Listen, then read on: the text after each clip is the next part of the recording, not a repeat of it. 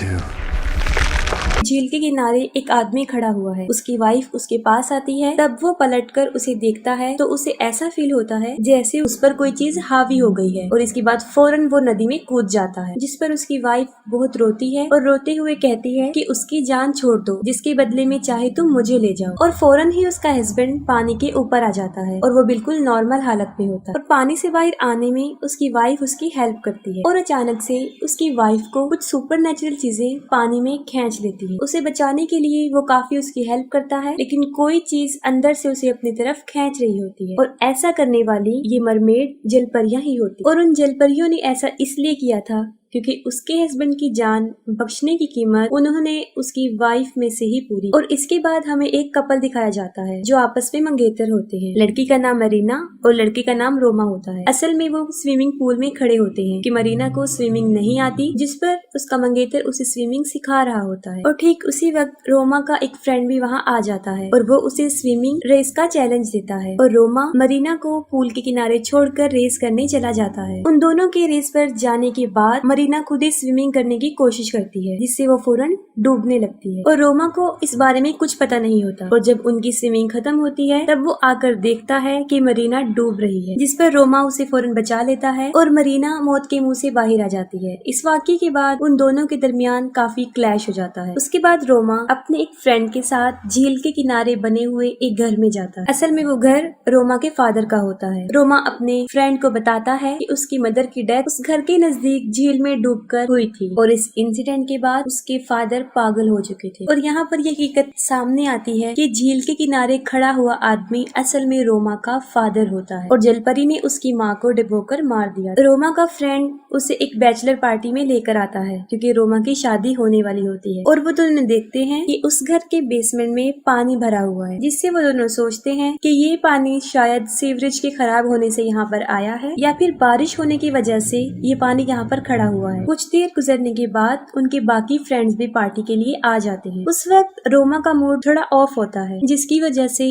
वो पार्टी को छोड़ देता है और उसी झील के किनारे आकर बैठ जाता है। वो फौरन मरीना को कॉल करता है और वो किसी जरूरी काम में बिजी होती है और रोमा फौरन उस झील में स्विमिंग के लिए उतर जाता है। जब रोमा स्विमिंग कर रहा होता है तब उसे इस बात का एहसास होता है कि उसके अलावा भी वहाँ पर कोई मौजूद है। वो झील से बाहर आ जाता है और वहाँ पर उसे एक लड़की नजर आती है। वो लड़की अपने बालों में कॉम्ब कर रही होती है, जिससे वो फौरन समझ जाता है कि शायद ये जलपरी है और वो फौरन अट्रैक्ट हो जाता है और उसके पास जाता है। वो दोनों एक दूसरे के पास आते हैं और वो लड़की उसे क्रॉलिंग स्माइल देती है और उसे पूछती है डू यू लव मी। फिर मरीना रोमा को कॉल कर रही होती है, जिस पर वो कोई रिस्पॉन्स नहीं देता। और सुबह होते ही रोमा के फ्रेंड्स उसे ढूंढ रहे होते हैं और वो बेहोश होता है लेकिन झील के किनारे, और वो होश में आ जाता है। होश में आते ही वो उस लड़की यानी जलपरी के बारे में पूछता है। उसकी फ्रेंड्स देखते हैं कि जमीन पर उस जलपरी की कॉम्ब पड़ी है और वही कंघी मरीना को रोमा के कपड़ों से भी मिलती है। इस इंसिडेंट के बाद रोमा की तबीयत कुछ अपसेट होती है और वो अपनी परफॉर्मेंस भी नहीं दिखा रहा होता, जिस पर उसका कोच उसे कहता है कि उसे बहुत ज्यादा प्रैक्टिस की जरूरत है। फिर ट्रेनिंग के बाद जब रोमा नहा रहा होता है तब उसके साथ कुछ अजीबोगरीब होना शुरू हो जाता है। वो जलपरी उसके पीछे खड़ी होती है और फिर उससे पूछती है कि डू यू लव मी, क्या तुम मुझसे प्यार करते हो। वो फौरन पलट कर देखता है और वो जलपरी फौरन वहाँ से गायब हो जाता है और रोमा घर आ जाता है। और अब वो फील करता है कि उसकी तबीयत पहले से ज्यादा अपसेट है क्योंकि अब उसे फीवर भी हो जाता है। मरीना फील करती है कि रोमा की ऐसी तबीयत ओवर ट्रेनिंग करने की वजह से हुई है। फिर रोमा को एक लड़की गुदगुदी कर रही होती है और वो सोचता है कि ये मरीना है और वो उस पर शाउट करता है। फिर वो देखने के लिए उठता है लेकिन वहाँ पर कोई नहीं।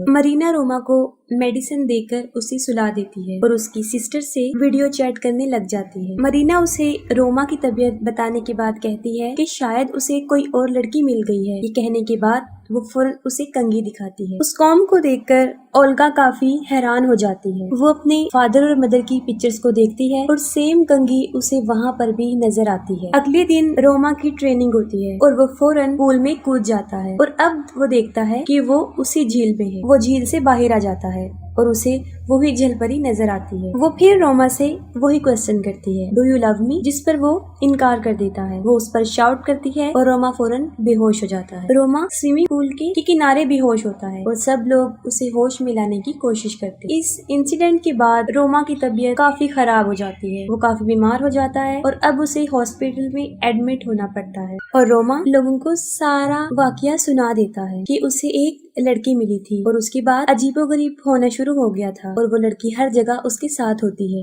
जिस पर ऑलिवर रोमा से पूछती है कि पहली मर्तबा उसने उस लड़की को कहाँ देखा था। वो बता देता है कि झील के किनारे, और उसने उसकी शर्ट पहनी हुई थी और उसकी किस भी की थी। ये सुनते ही मरीना गुस्से में आ जाती है और वहाँ से चली जाती है। उसके पीछे रोमा भी जाता है, लेकिन अब उसमें काफी वीकनेस हो चुकी थी तो वो ज्यादा नहीं चल सकता था। और अचानक से मरीना को किसी की आवाज आती है। फिर वो मुख्तलिफ डायरेक्शन में जाती है और उसके पीछे रोमा भी जाता है। रोमा एक कमरे में चला जाता है, वहाँ उसे फिर जलपरी नजर आती है और मोरिना की वहाँ पहुँचने से पहले दरवाजा बंद हो जाता है। इससे पहले कि सब लोग रोमा को उस रूम से बाहर निकालते, वो जलपरी एक बार फिर उस पर अटैक कर देती है। और ये सारा वाकया देखकर ऑलिवर फौरन समझ जाती है और वो उसे अपने फादर के पास ले जाती है। पहले तो उनके फादर उनसे मिलने के लिए इनकार कर देते हैं और उनसे कहते हैं कि वो यहाँ से चले जाएं। फिर वो ओल्गा की सारी बातें सुनते हैं। उसकी बातों को सुनकर वो इग्नोर तो कर देते हैं, लेकिन जब वो रोमा की हालत देखते हैं तो वो काफी रोने लग जाते हैं और कहते हैं कि तुम अब उस जलपरी की बात मत सुनना, वरना वो तुम्हें भी अपने साथ ले जाएगी। इसके साथ ही वो सारा वाकया उन्हें बताते हैं। वो बताते हैं कि वो जलपरी आज से तकरीबन 20 साल पहले उन्हें एक झील के किनारे मिली थी, जो उन्हें टॉर्चर भी करती थी और हर जगह नजर आती थी। और तुम्हारी मदर ने